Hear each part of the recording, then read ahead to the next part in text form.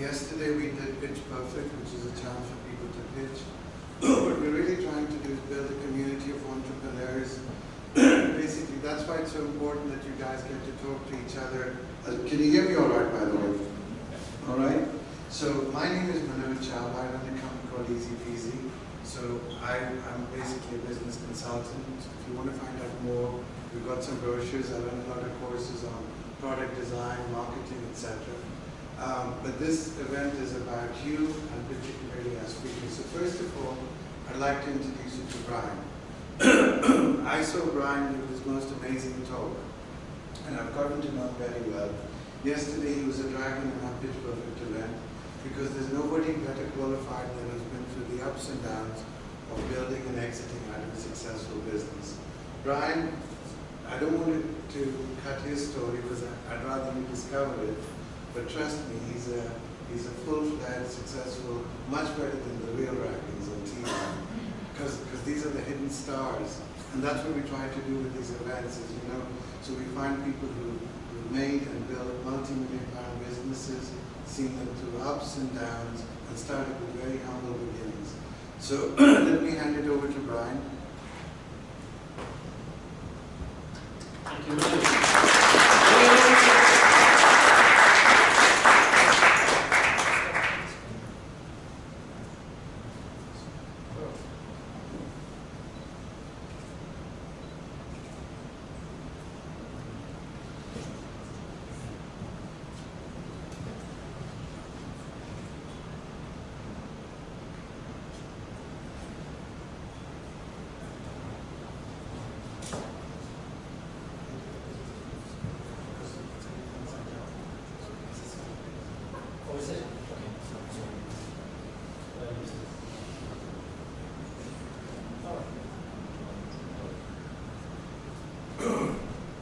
Thanks, Manoj. So is the working? Ready. Good evening, everybody. How are you all? Welcome, Colin. Here's our next speaker. No, good. You've just on time. You've all had a busy day? Yeah. This is interactive, by the way. I'm not a TV. You can shout at me and you'll get a response. We've all had a busy day today. And what I'd like to start with is what I call the entrepreneur's meditation. Anybody here do any form of breathing exercise, meditation, mindfulness? Let's have a show of hands. Good, about half. Excellent. Well, we're just going to start with that. It's going to be a few moments of meditation. It's a tool that you will never really understand how good it's going. The Buddhists discovered meditation, didn't they? Thousands of years ago. And you ask a Buddhist monk or some practitioner, somebody who was involved, explain meditation to me. And even after thousands of years, they can't explain meditation. It's very difficult to understand. And whether it's an illness, or whether it's a business challenge, or just a normal day, meditation is a great way to start. So we're all just going to get in the room for this. And if you would just get comfortable in your seat, feet to the ground, just get your feet grounded. If you'd like, put your hands on your knee. Just get the back of your body right into the back of that chair. Get yourself in a nice upright position. You might want to close your eyes. It's optional. And we're just going to start with some breathing exercises. And all we're going to do, very simply and very gently, is breathe in for 4. Hold a wee bit and breathe out for 6. Breathe in through your nose for 4 and out for 6. In for 4 and out for 6. And in this mindfulness meditation, we're just going to think, we're not even going to think, we're just going to recognize our breathing only. That's what good mindfulness meditation is about. It's just recognizing being in the moment. So just continue to breathe in for 4 and out for 6. And just try and get into that rhythm. I call it the entrepreneur's meditation. Because we arrive here today after a busy day, and it's very rarely that we get to slow our breath down. We normally work through the day with very short breaths. And in this meditation, we're just going to think about your breathing. Just listen to the oxygen going into your lungs and back out again. Just keep that rhythm of breathing, thinking only of your breathing. If some random thoughts or thoughts about what happened today or thoughts of what's going to happen next come into your mind, just allow them in, but then release them like balloons. Release them into the air, recognize them and let them go. And if we can get into this meditation habit as an entrepreneur, thinking about the past or thinking about the future smothers creativity, innovation, and vision. But if we can keep in the present, it allows us to flourish as entrepreneurs.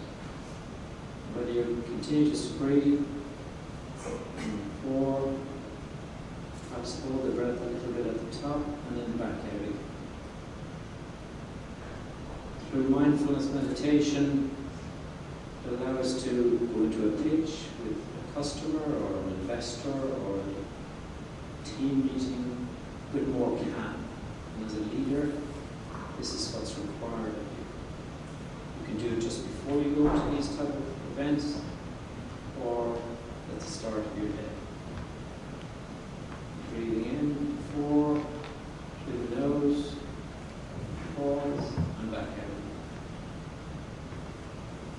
And what it allows us to do is get us into our different mind, and that's our creative side of the brain, the right-hand side of the brain. Whereas Timothy Galway says, mind 2, where all creativity exists. Our conscious brain is only responsible for 5%. The rest is our subconscious. And meditation allows us to reach into that subconscious. Breathing in, and back out again. Now we're just going to go to our feet. Just feel how we're grounded, how our feet meets the ground. Move to our lower legs. Just feel the energy in our legs, in our calves, and up through the thighs. And that energy into your lower back, your middle back, and that energy moving up towards your shoulders. And through your throat, and your head, and right to the cap of your head. You might feel that energy tingling out of you. And finally, we're just going to take our hands, we're going to massage our cheeks. Massage your forehead. And then finally, rub our hands together.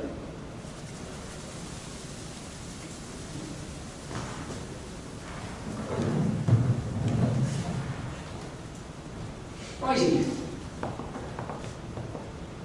I want to talk to you about a little bit about my story first. It's called Park Lane Paddy. Then I'm going to talk to you about how I went from fist punch to fist bump. And then talk you through the sale of my company and tips and tricks around that. Where's my little flicker though? Brian. Hi. My story started back in County Kildare. Anybody from Kildare here? Sturdy Heights? Oh, there's one. There's one. By the way, am I better off with this or with the microphone? With the microphone. The boss says. Otherwise it won't come on. Oh, come in there. Okay. I might drop it the odd time. My journey started back, in the 80s. I won't give you too much detail, but back in the 80s. My dad had a hardware store down in Kildare. It was one of those shops that you could get everything from a needle to an anchor.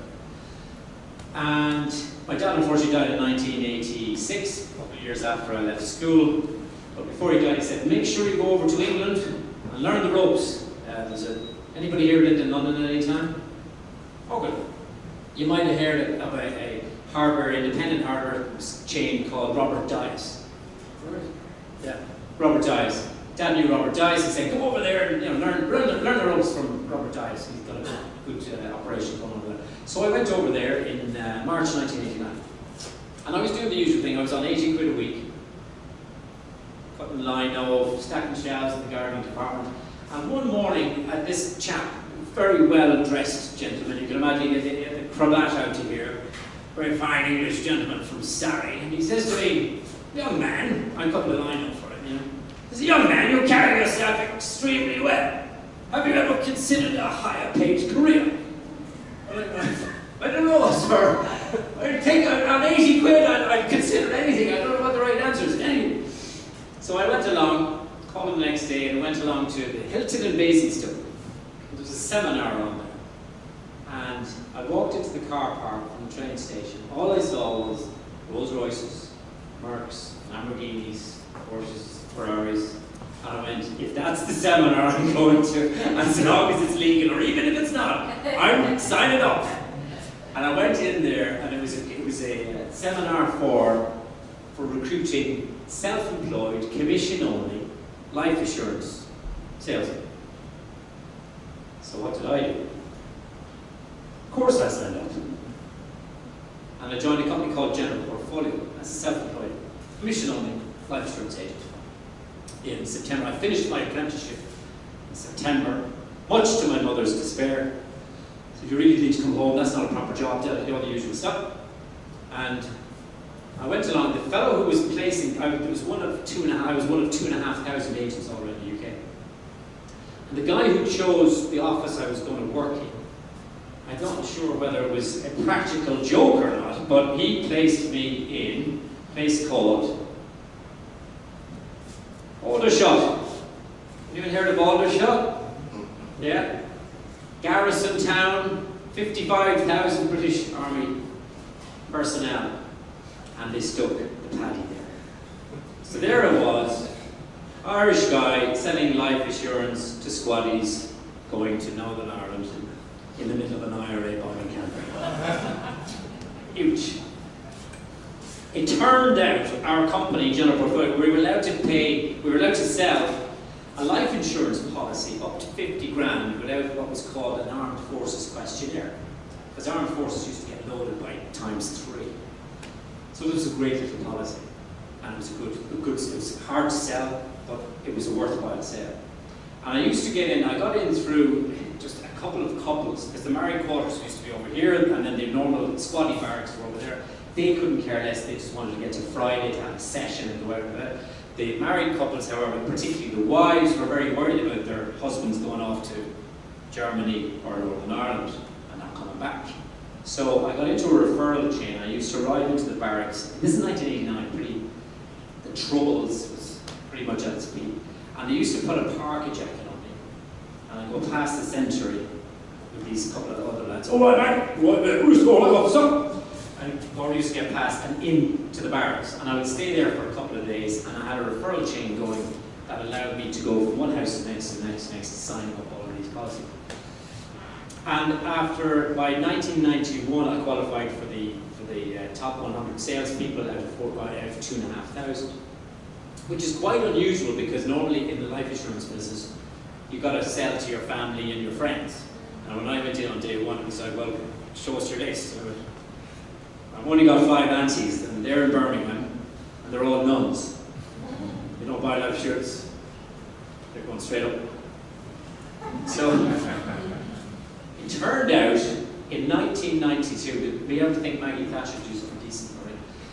But she did. She made a massive redundancy program. She created a massive redundancy program called The Other Way, which brought out, because the wall had come down in Berlin, the armed forces needed to shrink. And hundreds of thousands of armed forces personnel were made redundant. And a lot of my clients were in the engineering or the telecoms corps. So they were made redundant, they got a big lump sum, they had a pension.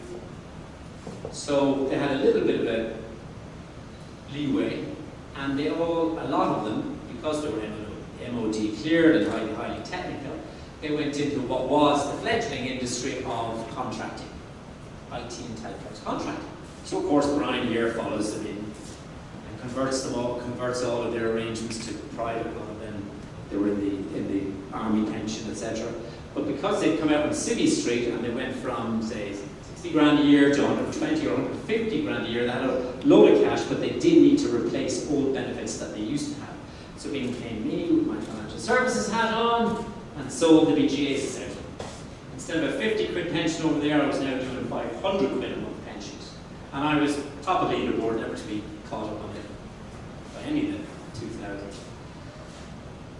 In 1997, enough contractors, I used to have contractor meetings, and this is when you're running a business or part of an organization, I love these kind of evenings. We used to have these kind of evenings, but we just put a credit card behind the bar and allow contractors to come in, drink away. Contractors love this because they're out on their own. Generally, they're not part of team meetings or team parties. So I used to create contractor parties, and the gig was you can come in, have a night out, but bring a pal who's a contractor, and you just get the prize that way. And eventually, there was probably 40 or 50 contractors said, Brian, my accountant is useless. This is where entrepreneurship, they think, wow, how did you come up with such a great idea? It doesn't work that way. People tell you, if you listen to your people internally, and particularly your customer will tell you exactly what it is that the market requires, and you just fill that gap. It's really, really quite simple. Entrepreneurship sometimes is made out to be this magic wand, this guru, you know, someone who sees around corners. Not necessarily, I don't necessarily buy into that. It's a lot simpler than that. So we went, they said to me, Brian, our accountant is useless, doesn't return our calls, always late on filing, it's all panic, it's always a panic, why don't you do something? So I joined together with a friend of mine, who's my financial director up to last year, and we created 360, whoops, that's wrong. Where is it going? There we go. We created a company called 360 Group, which is a one-stop shop for financial services, payroll, accounting, international payroll, the whole gamut. Anything to do with anything financial, you would find it under one roof. And these 40 contractors joined me, and a bunch of other contractors followed after that. Our route to market was through recruitment agencies, and sometimes end clients, people like Fujitsu here in Dublin. We signed up an exclusive with them, and before we knew it, we were heading on a fantastic growth journey. And within a couple of short years of usual bootstrap stuff, which some of you guys may be on this journey, of 6 of us in a 1-bedroom flat in Earlscourt Road, where I get up in the morning, clear the bed out to one side, the desks to be put out. From that to 6 offices, only a short few years later, 6 offices up and down the UK, 120 odd staff, 4,000 or 5,000 contractors. We were absolutely killing it. And we had the good fortune that we had the market with us. We had Y2K, anybody remember Y2K? No, I'm not looking at the older guys purposefully, but the Millennium Bug, not the Millennial Bug, that's things that you millennial guys and gals have. The Millennium Bug, it was the greatest fear-mongering shite talk that you've ever heard of. It was that from 1999 to the year 2000, all IT systems were going to fall apart. Isn't that was the sound? Planes were going to fall out of the air. Banks here would not be able to dispense money because that trigger from 1999 to 2000 was going to ruin every IT system going. Of course, FUD. Someone tell me what FUD is? Fear, uncertainty, doubt. Fear, uncertainty, and doubt had been seeded, and we were dragging contractors out of retirement on the run up to the year 2000. Graduates were coming out fresh out of engineering or tech colleges. They were stuck on 30 quid an hour or 60 grand a year straight in. And they were all contractors, and they were all on our books. Thank you. The other thing was we were connecting the world with telecoms. India, Philippines, across, everywhere was being connected. The world was, as the book said, the world is flat. We were just connecting the world. So that was the telecoms part. So we had the .com, boom, Enron, sorry, coming on to Enron, the telecoms boom, and Y2K. And as a friend of mine said, you can be careful, Brian, when there's a headwind like that going. Where's it gone? I don't get this right one, so one of these. When there's a headwind like that, even a turkey will fly. But when the headwind is gone, the turkey falls out of the sky, right? Or as we said here in Ireland with the last recession is, you know who's not been wearing their swimming trunks when the tide goes out, right? I was that soldier. The tide went out, the wind came out of the sky, and the turkey did too. And we had this perfect storm for the very reasons that we had phenomenal growth. We had this perfect storm. Enron and WorldCom, remember Enron? One of the biggest bankruptcies on the planet occurred. Up here. The dot-com bubble burst. Y2K was finished with, so that had all dried up. And then the unfortunate incident of 9/11. It all happened over a pretty short period of time. And that for us, our industry, IT and telecoms, was greater than anything that since the 2008, and that recession was a blip compared to what happened in 2003 for our industry. A lot of the rest of the world didn't really get what was going on, but for our industry it was painful, and it fell off a cliff. And I went from being, I'll just tell you earlier, did I show you the, I didn't. Oh.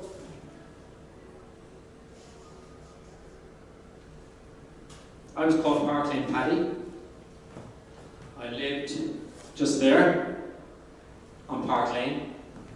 This was in the year 2000, when the millennial bug was, I remember having a party there on 31st of December 1999. Porsche 911 convertible was parked out the back. I'm in my two-bed apartment on Park Lane. It was a particularly special apartment because it used to be the old apartment of Sir Winston Churchill during World War II, because of its close proximity to Whitehall. So it was a kick. It was all converted boardroom, bank boardroom. So ceiling height about this. One bedroom, one boardroom was my dining room. Then the next adjoining one was my sitting room, and then two rooms off that. It was all ex-bank boardroom stuff. I had an ensuite bathroom and an ensuite kitchen. I was the only person I knew that had an ensuite kitchen.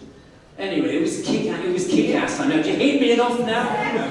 But I was called Park Lane Paddy.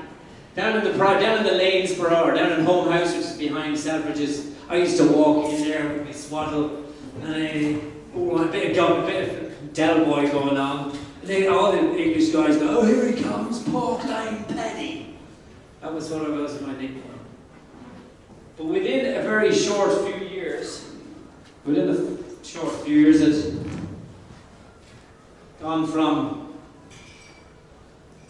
Park Lane Paddy to Park Bench Paddy after the perfect storm. It was a very humbling experience. And I found myself in 2002 sitting in front of an IP.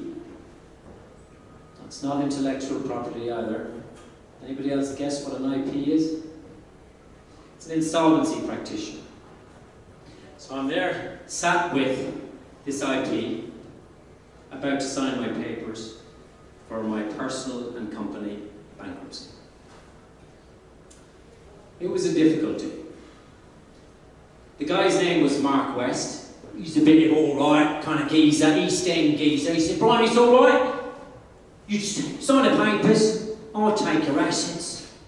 You know, don't need to worry about anything. I'll talk to your creditors." Oh, yeah, sure. My wife of a year, who was 7 months pregnant, was with me. We just sat through 2 weeks in the High Court where I was defending a case and I lost. They got the cost, they got awarded cost, they got awarded judgment. So it was a little bit of Armageddon. I was facing loss of everything. My wife was there, she's from Offaly. Anyone from Offaly here?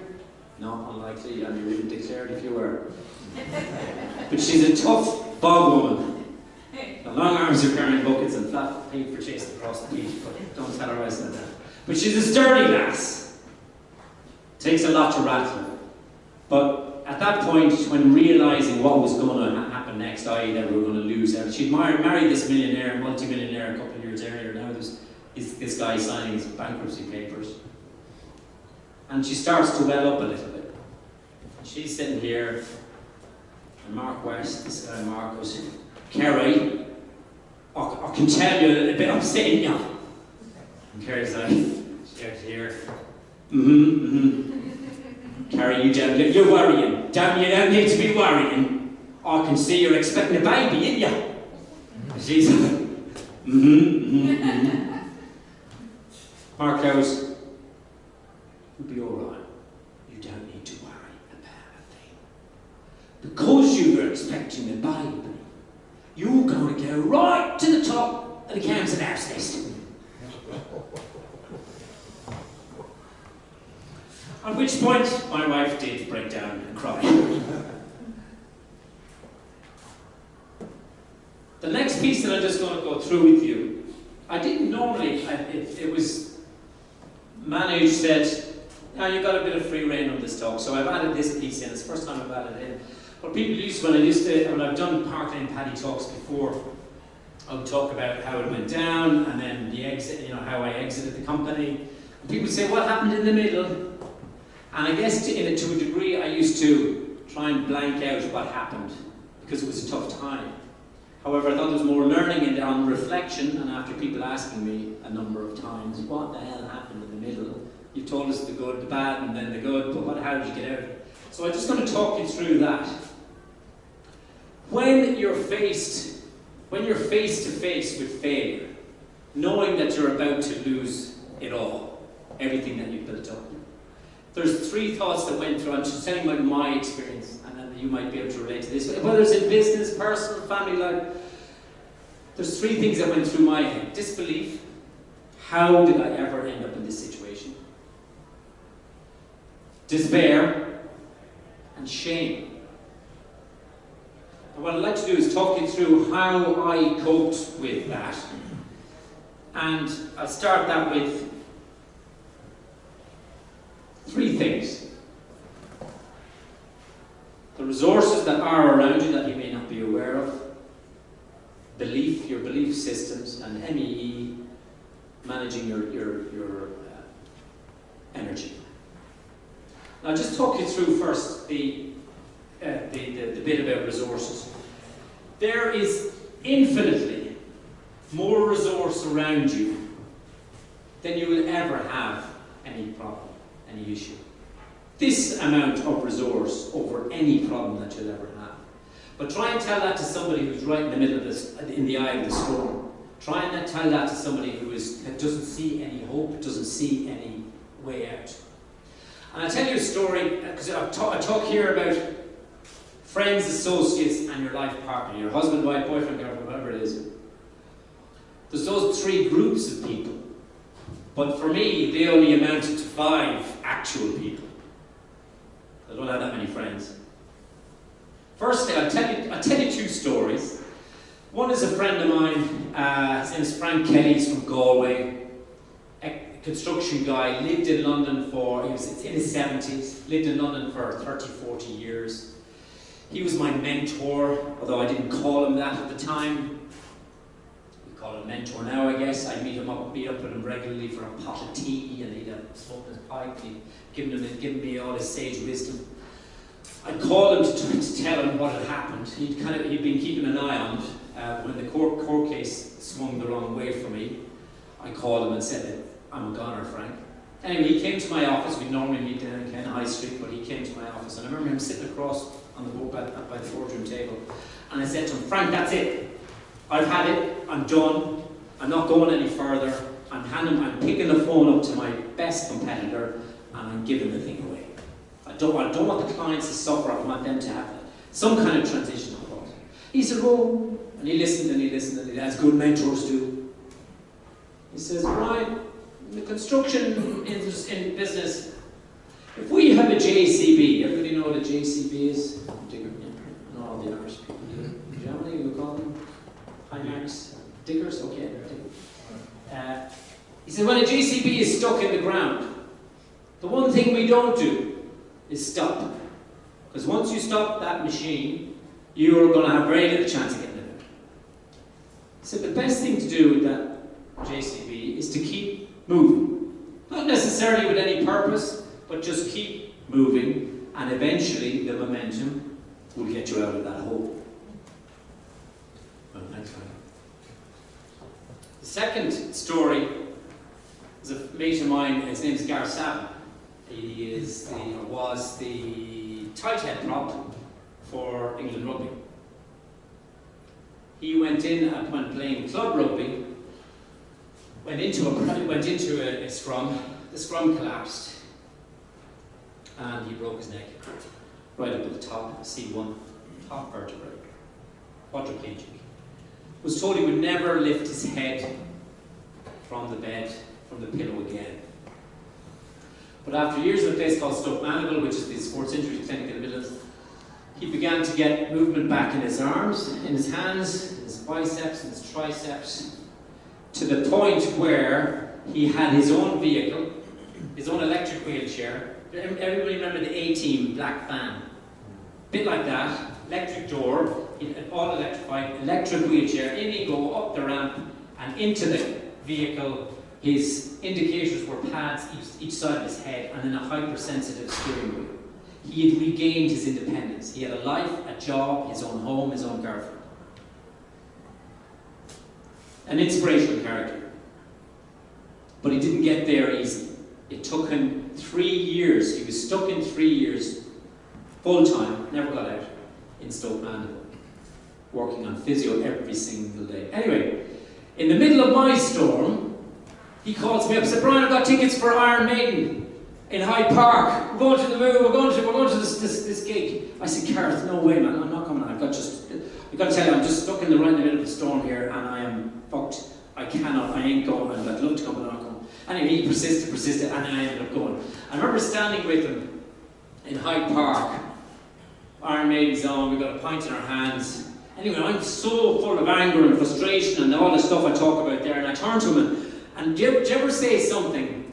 Do you ever utter words, and then when the words are coming out, you're going, oh, come back, put them back. But it was too late. I turned to him and I said, Gareth, I tell you, I've been so let down. I'm after being ripped off. I just cannot. I've lost all faith in humanity. I've just had enough. Did you ever feel like just throwing the towel down?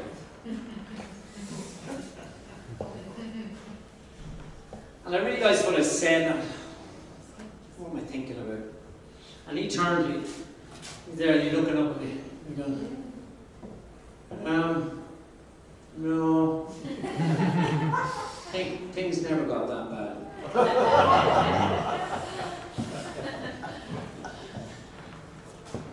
There are things that will happen to you, but particularly there are people that will come along your path that will, even though you don't know it, and even though it's certainly not planned, it's not by judgment at all.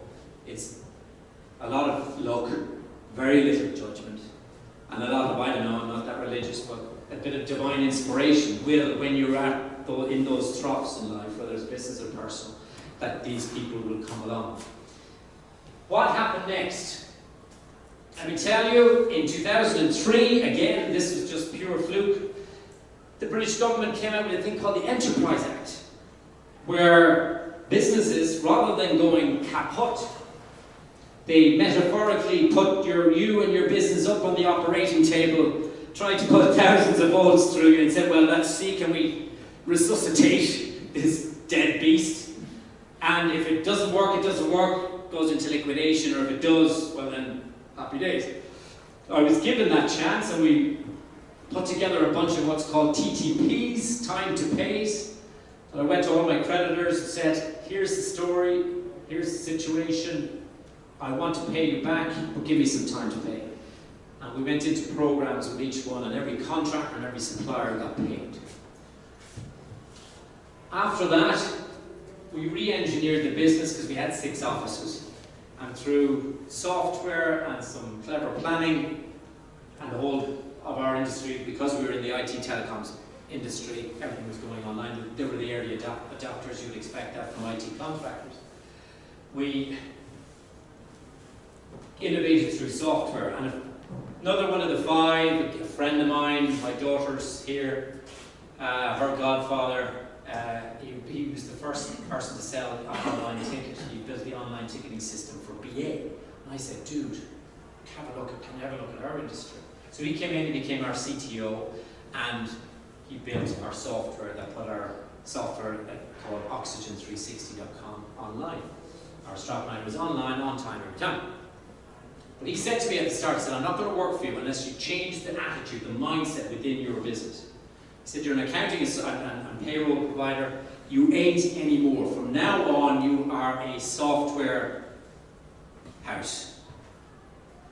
You're a software company that happens to do payroll and accounting, but you're a software company. So we changed the entire culture within the business. And then we launched in end of 2003. We were the first out of the traps with an online offering which allowed contractors to track like a FedEx.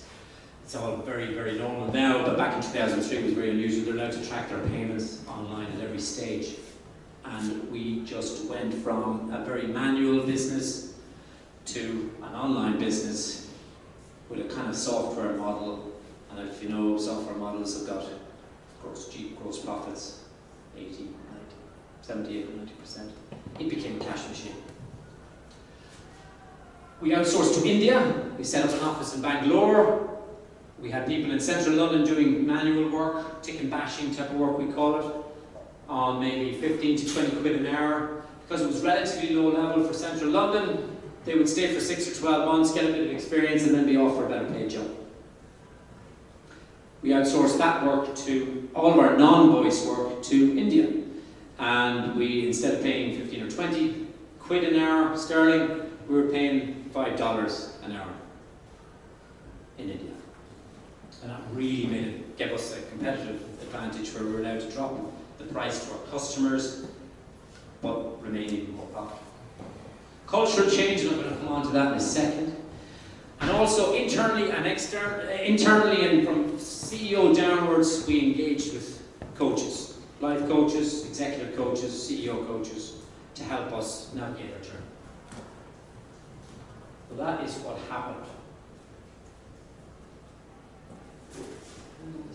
Now, here's one of the talks that I do. We're not going to have time to cover all of this. We talk about emotional intelligence, it's becoming more and more important.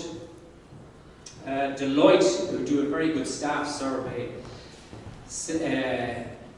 came out with a statistic last year that if you have higher level of EQ, or emotional intelligence, if you have someone with the same level of emotional intelligence versus somebody with the same level of intellectual IQ, the person with the high EQ is 70% more likely to get the job.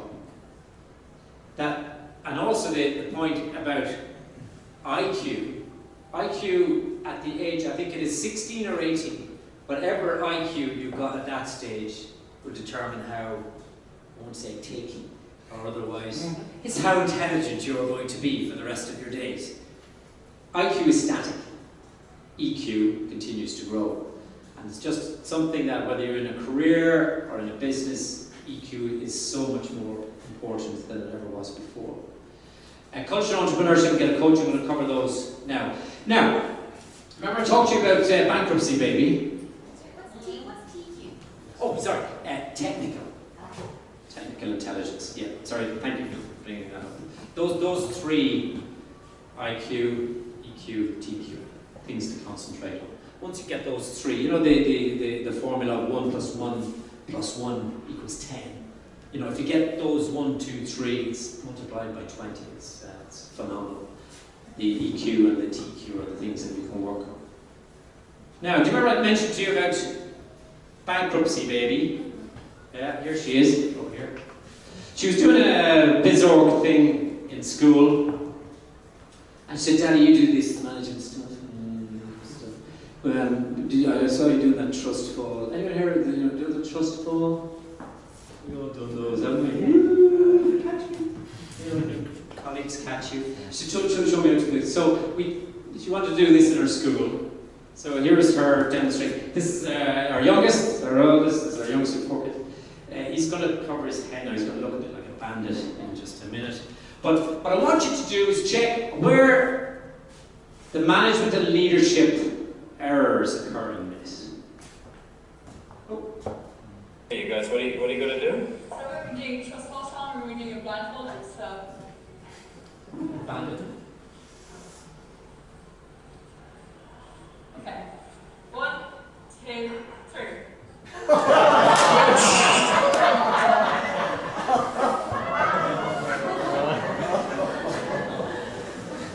It's 2 years ago.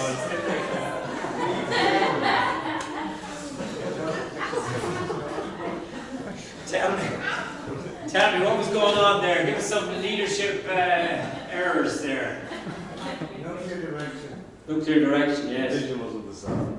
The vision wasn't the The same. vision wasn't the same. Don't trust. Don't bloody trust that easy. Assumption, what does the assumption stand for? That's an ass out of you and me. Makes an ass out of you and me. Lots of assumptions. Lots of leadership stuff there. I'm going to talk you through entrepreneurship versus entrepreneurship. Well, here's the definition of an entrepreneur. We struggle in R&D to pronounce that word. I struggle to spell it. That's only in the last few years. Now we have solopreneurs, pinkpreneurs, you name it, every kind of preneur. An entrepreneur is a person willing and able to convert a new idea or invention to a successful innovation. Take an idea and make some money out of it. As friends of mine in a group called EO, anyone heard of EO, the Entrepreneurs Organization? It's a peer-to-peer learning group that we set up back in 2014. Amazing, I've been in it since 2001, funny enough, when it all went kaput. And I think I put down to 2 things: having a good partner and having good friends. 3 things: good friends and being in EO helped me to save my ass. We talk about entrepreneurship a lot now, and it is actually there's a pal of mine in EO. He describes, "I'm not an entrepreneur." He struggles. He's in the meat processing business. Been through a challenging few months. But he's in the meat process. He says, I'm just a bit of a chancer, and it seemed to work. That's his definition of an entrepreneur. And that's kind of the way we think about it in Ireland. And as well, I think the simple version, and they talk about, is entrepreneurship, is it caught or taught? Is it nurture or nature? Bankruptcy baby, who's in the room here somewhere. Bankruptcy baby, I'll give you an example of what she does. Because I went into her bedroom not more than 2 weeks ago, and she's there on the carpet, and she's got about 5 or 6 these white envelopes, packages, all packaged up, sending stuff off on Zbop or Bebop or whatever you call it. And she's got her little love heart in the back. And she gets all these reviews. Yeah, brilliant. What she's selling. We go to a thing called Fairy House Market. It's up in Meath near the Fairy House, the race course. And she goes to this Indian chap who's got his stall laid out. And there's these woolly hoodies. They're high-vis woolly hoodies. And she goes for the extra large. And she buys 3 or 4 of them. And your man's kind of going for like €12. And they're kind of down to here. And what does she do with them? She cuts them off at about here. So you have a crop top. High-vis crop top. So she sells that for €29. And then what's she do with the rest? It's a mini skirt. A high-vis mini skirt. And she sells that for something like €15. So she's Comes out at about 45 quid after a 12 quid layout outlet, and they pay the postage in the packaging. Oh, there she is. So whether it's caught or taught, she ain't catching it from her dad, because I'm a high margin guy, but I don't remember making margins that high. So that's the entrepreneur. Have we got the flip chart? Where's he gone? He's out back here. Is he gone? Okay, we don't have a flip chart, but we do it. We don't have a flip chart, do we? No, it's okay, it's okay. Alright, we talk about entrepreneurship. Who in this country would you say, whether it's in retail, aviation, construction, tech, who are the people that spring into your mind when you think Ireland's leading entrepreneur? Michael O'Leary, okay? More than one. Dennis O'Brien. Dennis O'Brien, thank you. Steve Collins. Steve Collins, thanks. Mm-hmm. John Burton.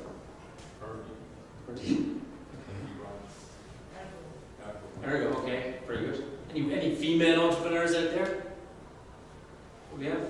No? Okay. Susan Spence. Susan? Spence. Spence, yes. Those 5 people. Desmond. What else did you say? O'Leary, Desmond, O'Brien. What did you say? Spence and Hill. Who's the odd person out there from the technical description of an entrepreneur? Michael O'Leary. Correct. Thank you. Why? He didn't start. You didn't. Whose name's over the door? Tony Ryan. Tony Ryan. Correct. The rest are entrepreneurs. He ain't. He helped us to launch the organisation that we talked about. And here we go. Because you know what? Every time I do this, he comes in the top 2.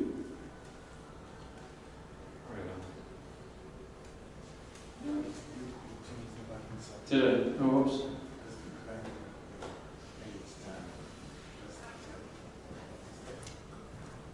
Thanks. Every time I do this, Michael O'Leary comes in. Thanks, Nigel. It's always him.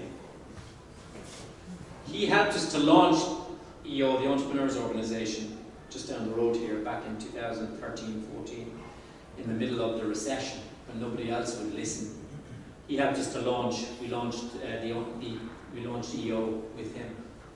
He said, "Brian, technically I'm not, in this context, I am not an entrepreneur." He didn't say entrepreneur, because I'm not the entrepreneur. Tony Ryan's the entrepreneur. He's entrepreneurial in he's got other business interests, but he ain't, from the context that we're thinking of, he isn't the entrepreneur. And in your business, whether you're a startup, scale up, or whether you're in a team, in a corporate, you will have, or you yourself, maybe that soldier, that entrepreneur. And out of the entire population, you'll find that 3% are entrepreneurial, 97% are, I wouldn't say followers or work, are the people who are not entrepreneurial, but who work within entrepreneurial companies. Manu just pushed me along here, so I'm going to wrap that up quickly. The entrepreneur, certainly for me, is when you listen to your customer and listen to your team, that's when you have massive success. I had 3 or 4 entrepreneurs within my company. They came up with ideas that were far superior, far more creative than I ever would have done.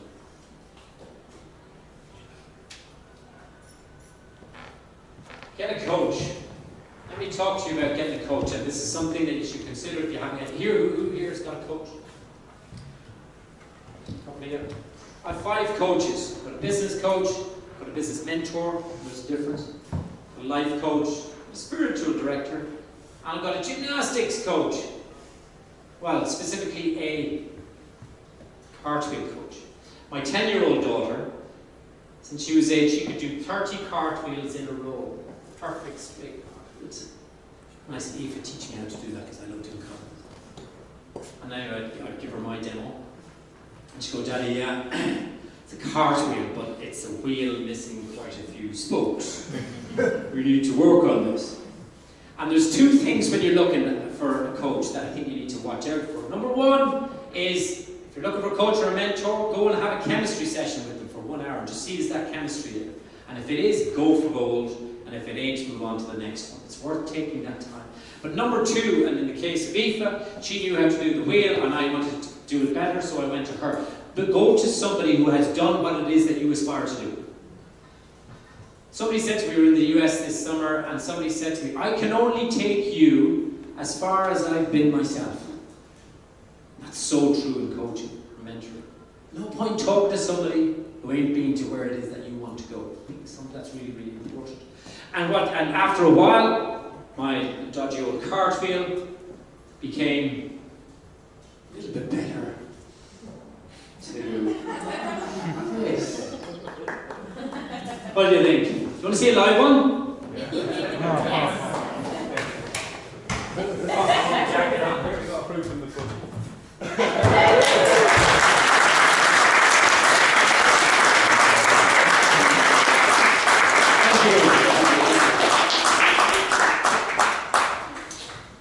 Manager's going to kill me. Selling your business. You may not need this now, but you will need it later. It'll save your ass, or save you some money very quick. Things I won't tell you about selling your business. Building wealth, and Richard Branson is big on this. Bill Gates is big on this.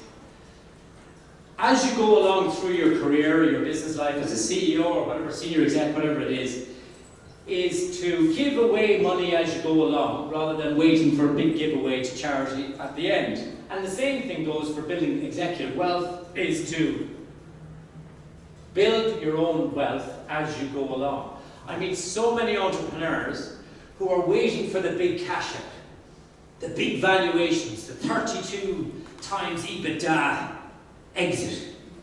And then the market isn't right, or their industry has changed in some way, and the timing is wrong. And if you rely on just that, it can be sometimes really foolhardy.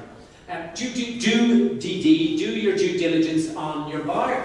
They'll be doing due diligence on you. You can be bloody sure of it, but do your own due diligence and make sure that they can afford what it is that you want, and that they have the interest and that they are totally committed. Negotiate hard with the CEO that you're with on your opposite side. Negotiate hard and agree early. Agree the price as early as you can. So many businesses that I see, and it happened to myself, you end up in a long, protracted transaction that may or may not fall out of bed, and all of a sudden you look around and go, Jesus, the business revenue's dropping.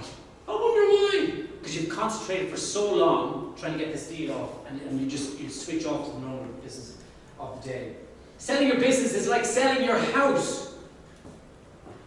Anybody here sold a house before, flat before? Yeah. Can you imagine giving your keys to somebody who hadn't fully paid you? Couldn't imagine, could you? But we do with companies. Oh yeah, you pay me half now, here's the keys. Bullshit. Every entrepreneur that I've met, particularly in EO, that has sold their business, they get the first check, and I don't know one, and you're talking dozens, I don't know one that got a second check. And each of them were due a second check. So if you're selling your business, get in the mindset you're only going to get one check. In some instances, some people had to write the first check back. Warranties and indemnities. Tricky business. I wonder why would you ever do this entrepreneur stuff at all. Keep in contact with your other person. Great book there if you're ever doing any kind of negotiation. Jim Camp's book, Start With No. Brilliant negotiation. It's totally counterintuitive to everything else. Don't skip on your preparedness. From the get-go, within EO, we have a thing called the Accelerator Program, and the first thing that people talk to me years later is about what was the greatest thing, best thing they had. Well, in the very first session, we were planning our exit, but we were only at startup stage. Don't skip on legals. Life after. Think about your life afterwards. One final piece, and then I'm off. I want you to stand up after you've hit, say, 8. So look at this list. and I'll talk you through the list. After I've got to, when you have, see, yeah, that's me. And when you hit 8, stand up. Do you often feel filled with energy? Does your mind get flooded with ideas? Are you driven? Are you unable to keep still? Do you often work with little sleep? Do you get euphoric? Are you easily irritated by minor obstacles? Do you reach burnout periodically? Are you a bit of a flirt? Do you feel prosecuted by those who don't accept your vision? Anybody 9 or more of those? That's it. Really? Stand up, stand up, stand. You're all of them. Well done. There you go. Well. Okay. You're standing. I know this. You're 11 out of 11 as well, dude. Okay. Okay. Thank you. You may sit down. There's a couple of other closet entrepreneurs in there, but you'll see. Here's the kicker.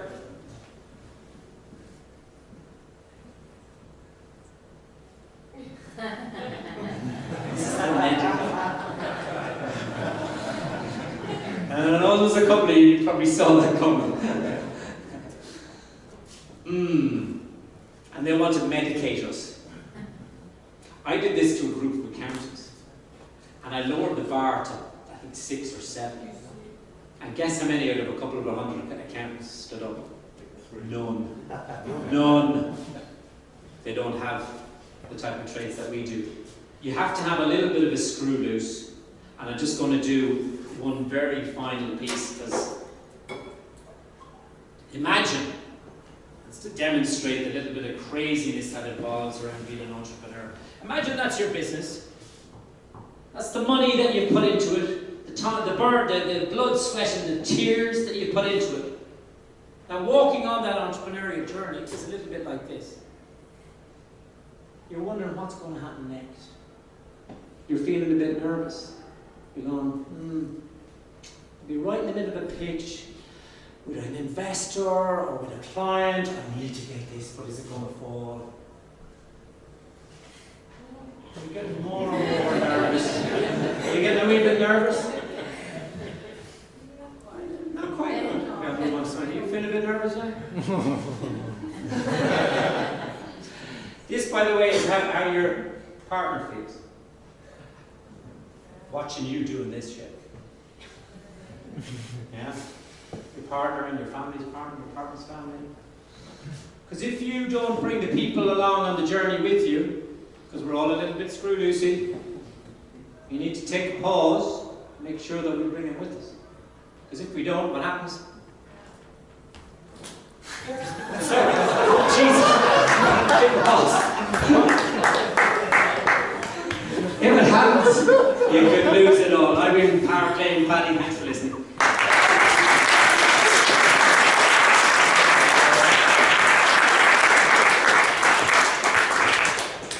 Look, guys, this is really a stand up. I'm giving a standing ovation.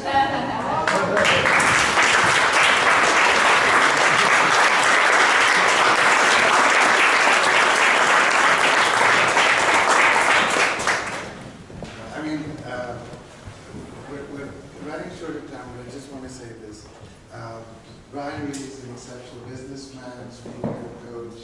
I've gotten to know and love him. He really is quite an exceptional guy. And I think we'll find the same thing about Colin.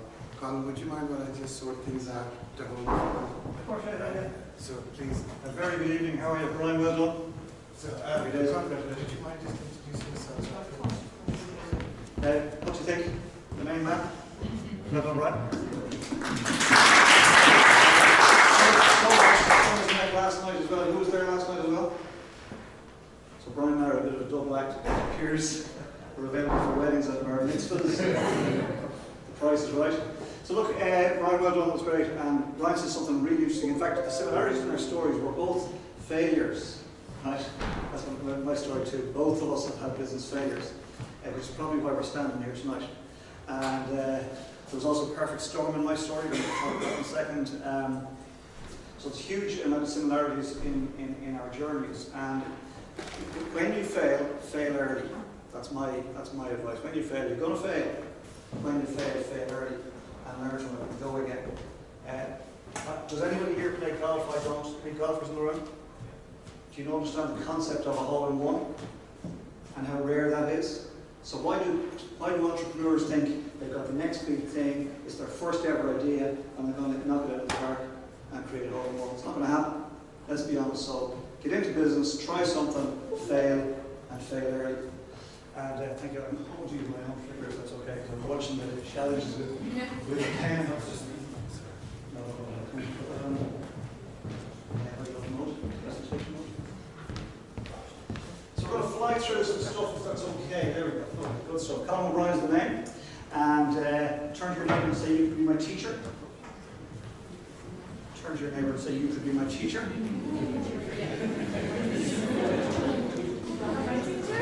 Don't be laughing. Turn to your neighbour and say, you could be my teacher. I mean it this time. You could be my teacher. Turn to your other neighbour. Bring aside. Certainly. We've no idea who we're going to learn from, but all of us in this room can teach somebody something. So we're going to fly through this, and I made a story so far. I wrote a book called Feeding Johnny about my journey, and this is the story so far. Real quick, some housekeeping. We're going to fly through this. It's not about me. In fact, listening to Brian, really interesting, because he was saying, I'm going to tell you my story, but you need to think about how this is affecting you. It's exactly the same for me. I'm going to tell you my story, but I really want you to ask yourself, what does this mean for me? Have I gone through something like this? Am I going through something like this? Or might I go through something like this? 3 parts, carambola, which is what I call my day job, early influences, and the 3 most important lessons. I'm going to fly through if that's okay, because I really want to get to the 3 most important lessons. So you will forgive me for rushing through this. Carambola, 5-star school lunches, that's my company. Today, how the business works, the title of the book is Feeding Johnny. We say we feed Johnny, and we produce individual bagged lunches like that. Anybody got kids in school? You know how challenging it can be producing lunches for them every day. We do that several thousand times a day. Lunch bag has the child's name and whatnot on it. 40 million is a big number, but it's the number of lunches we have successfully produced and delivered since we started 16 years ago. So we sort of know what we're doing. Business started small, every business does. Your business is going to start small, it can grow. Brian's business started small, it grew. My business started small and it grew. Google started small and it grew. Ryanair started small and it grew. Okay? So that's our business back in the day, that's our business today, that's our fleet. What is a carambola? Anybody know what's a carambola? No? It's a starfruit. Now you know something, come to a Nano's event, you learn something. The carambola is a starfruit. Huge believer in trademarks, so I created a trademark, pink and blue, dual stars. Why pink and blue? Thank you very much indeed, boys and girls. Yeah? The brand has grown over the years, and I went back to sort of gold stars, because I really wanted, like, you know that gold star you get for being good in school? Some of you do. Some trademarks, please. What's that trademark there? What's that trademark there? What's that trademark there? Global domination starts. Okay, early influence. Some ideas that influenced me over the years. Cash Flow Quadrant by Robert Kiyosaki. Do you know Robert Kiyosaki? Did you read the book? You need to read the book. Okay. Man the Ladder, I'm going to tell you a story about that. And Wayne Gretzky, Hall of Famer, ice hockey player. We are flying through this, but we've lots to get through. So the Cash Flow Quadrant, probably the book that most influenced my journey. Okay, talks about the 4 players in the world of business. E stands for employee. By the way, I can share the notes afterwards, or the slides afterwards, if it wasn't, because I'm going to fly through this. Okay, yeah. E stands for employee. S stands for self-employed. B stands for business owner, and I stands for investor. They're the 4 players. They're not mutually exclusive. I can be an employee of McDonald's and dabble in stocks and shares. That makes sense. I can be an employee of McDonald's, then as an investor, dabble in stocks and shares, and have a rental apartment and be self-employed as a DJ. Okay, that's not mutually exclusive. The difference, this is really interesting, the difference on this side of the quadrant, employees and self-employed trade their time for money. Do the job, get paid. Work for an hour, get paid. Don't do the job, don't get paid. Don't work for the hour, don't get paid. On the other side of the quadrant, business owners and investors leverage time and money. I wish. I'm not in the slides. All right. So a window cleaner, for example. There aren't many window cleaners in Dublin making money as we speak. It's dark and it's wet. Is that fair enough, yeah? On the other side of the quadrant, you mentioned Michael O'Leary. Michael O'Leary and Richard Branson, two quintessential business owners. Is it fair to say that whether O'Leary went to the office today or not, he got paid? Did the baggage handler who called in sick today get paid? You get the picture? One side trades time for money, the other builds a system that continues to produce. And of course, Warren Buffett is a quintessential investor. Not going to go into that tonight. My Pat was an employee for many years. I was an employee because nurture versus nature. My dad was an employee. His dad was an employee. What did I know to do? Became an employee. We got a budding entrepreneur here. Why? It's not really a coincidence in my opinion. So I became an employee, became self-employed, and began to study this stuff and learning the skills of becoming a business owner. And this is where I want to spend my dotage, in business and working with other business owners. A man on the ladder. I'm studying this stuff, the Kiyosaki principles. This was back when I used to manage Beauty's Cafe in Grafton Street. You know that place? I was the general manager there. And I was studying this stuff. I used to listen to business and personal development tapes. Somebody remember those? You can Google it later. On a Walkman, Google that later too. And anyway, this is a true story. I got off the train, I used to live in Selwyn, I got off the train at Houston, got a bus in Old Lewis up to O'Connell Bridge. And there was a man on a ladder washing windows, right? And I thought to myself, and there was a young fellow holding the ladder steady, and I made a judgment, father and son, whether it was right or wrong. I said, you know, self-employed father and son team. And I asked myself, because of the principles I was learning, what might that look like if they looked at their business through the eyes of being window cleaning business owners as opposed to window cleaners? This is what I came up with. If he owned a window cleaning business, and stepping out of the light because I want you to see the slides, he might train the young fella to wash the windows, get another young fella to hold the ladder steady, go get a second ladder and repeat the process, one from the top and the bottom, third ladder, repeat the process, one from the top and the bottom, fourth ladder, repeat the process. Do you get that? That slide there is gold. McDonald's is that slide. Johnny's Burger Joint in the corner is the other one. Yeah? Starbucks is that slide. Pedro's Cafe is the other. Okay. It's always the same product or service. Always. It's just looked at differently. Okay? So let's look at the maths. Let's say he charges €100 to wash windows. Okay? He pockets the €100, gives the young for 25 quid.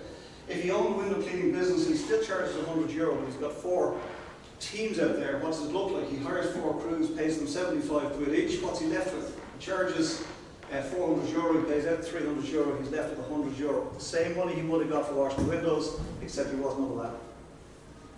Get that yet? That's gold dust. Okay, Wayne Gretzky. You heard of Wayne Gretzky? Hall of Famer, ice hockey player. You don't become Hall of Famer unless you're top of your game. He was asked how to become top of your game, and he said, I skate to where the puck is going to be, not to where it has been. We don't have time to get into that, but in terms of the business that you've got an idea you've got in your head, don't be chasing the market that exists now. Try and project yourself out into the future, see what's coming down the track, and position yourself for the market to get to you. Rookies chase the puck, the professionals wait for the puck to get there. Okay? Second Gretzkyism that I love is you miss 100% of the shots you don't take. You don't make that phone call, what's the response? What's the response? No. You do make the phone call, what's the response? Happy days. Which is better? Which is better? Make the phone call. You miss 100% of the shots you don't take. Okay? So the 3 most important lessons, we might make this, right? Complete the following sentence as a group. Sometimes I win and sometimes I Learn. Star people. Hands up who was going to say or did say lose. And who said learn? Ian, all right, yeah? Help your feet, Johnny. I'll sign it later for eBay. Sometimes I win, sometimes I learn. Professionals never lose. Did you know that? Professionals never lose. Think of a football team, think of Beyonce, think of U2. It doesn't go well on the day or the night. They don't suck their tongue, go home to mammy and say, I'm throwing in the towel, right? They actually get back on the horse and go again. They watch the video, they go back through it play by play to see what didn't work, and they fix it. Sometimes I win and sometimes I learn is the professional's playbook. Hasn't been a simple climb. Several business ideas have failed so far. There's me falling off a few ladders. Why do I say so far? We're not finished. Thank you very much, Dave. Not finished. I'm going to keep trying stuff. And I guarantee if I try stuff, I'll try it. Wayne Gretzky, take a shot. Is it going to work? We don't know.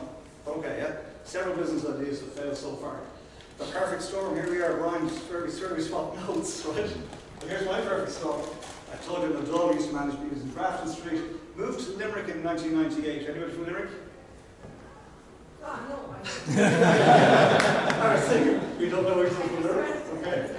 Anyway, moved to Limerick in 1998 and took on the Beauties franchise there, and it failed.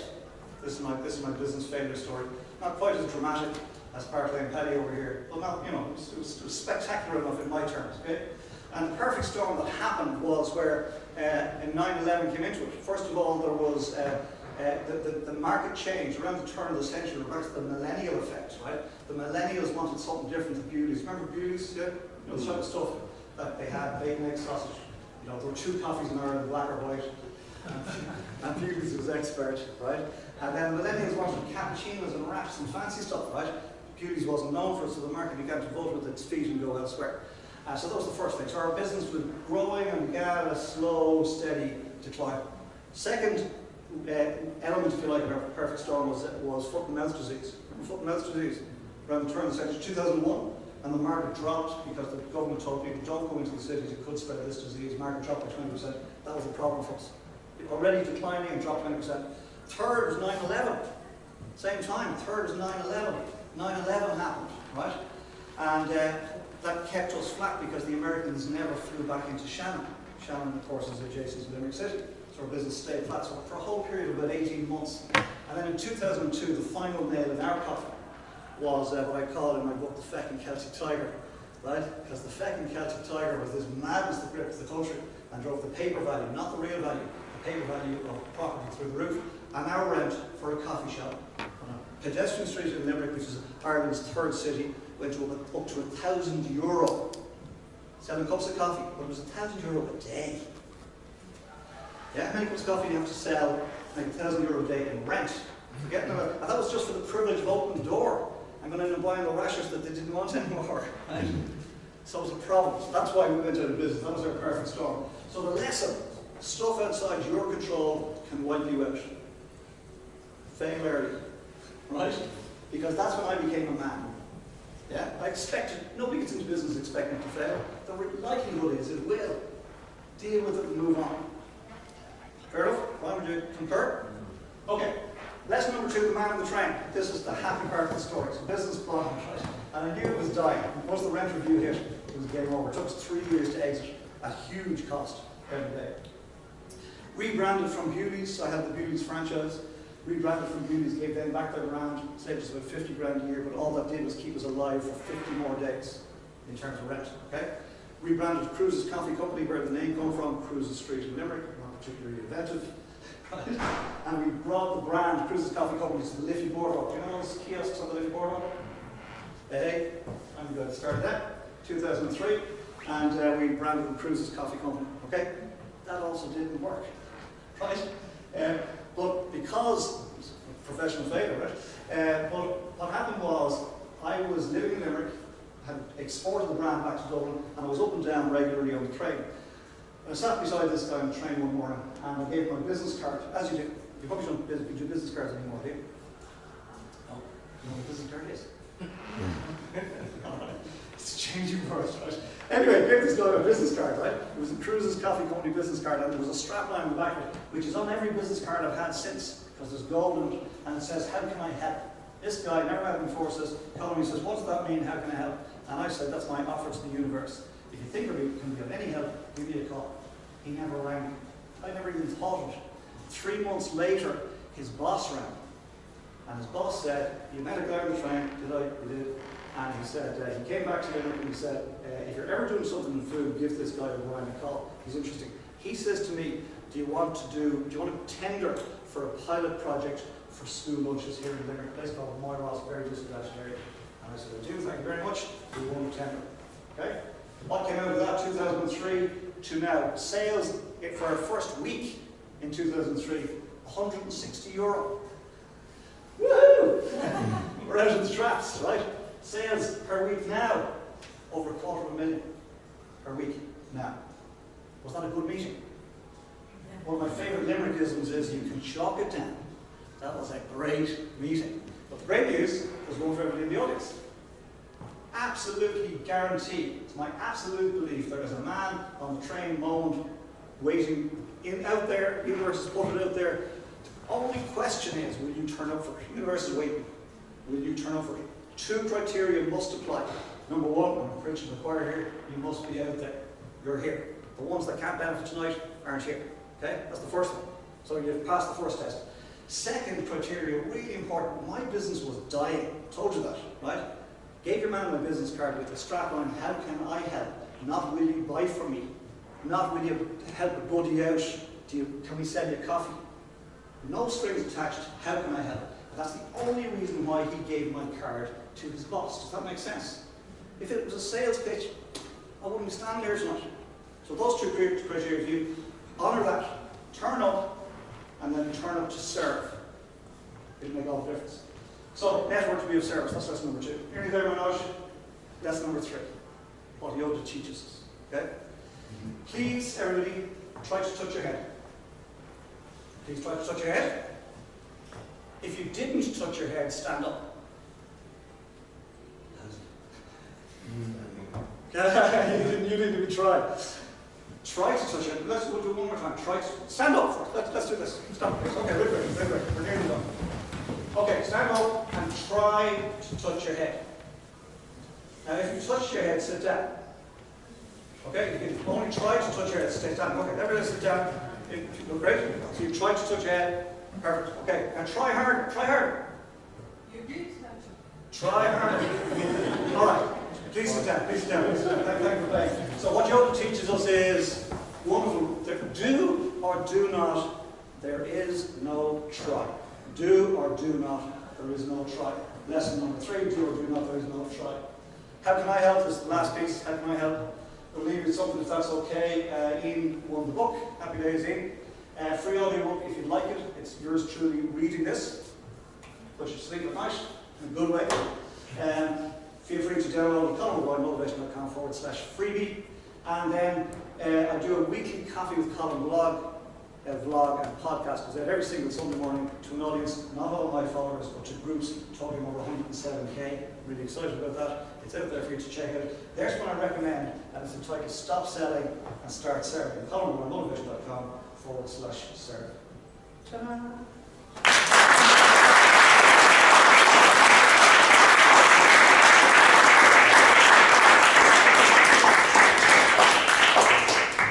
Again, guys, stand up.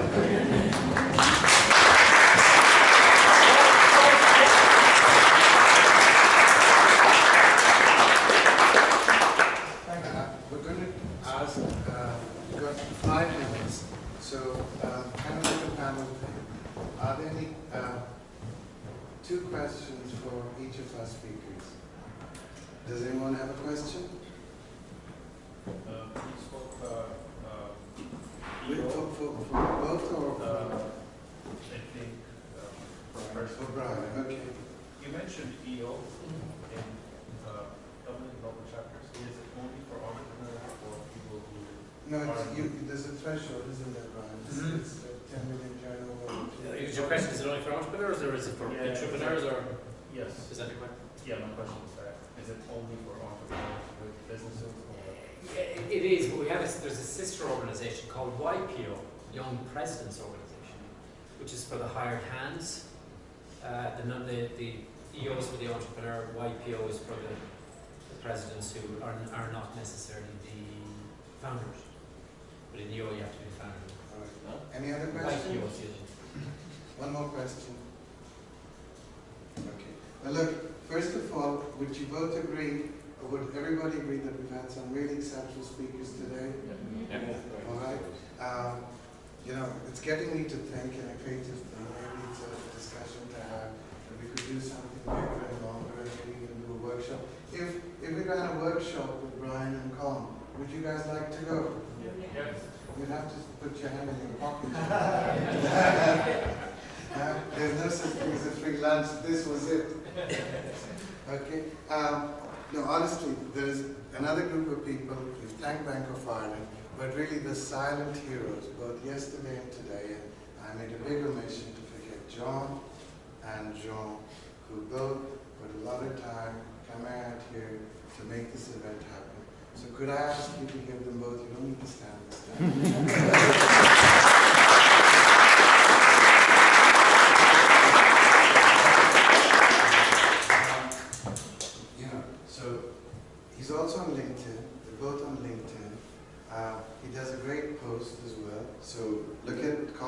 post, look at his stuff. I do hope that you guys are going to come more regularly to our events. If there's any feedback, give me a buzz.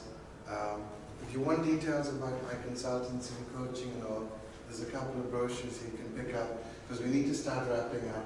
But really, honest to God, one last big applause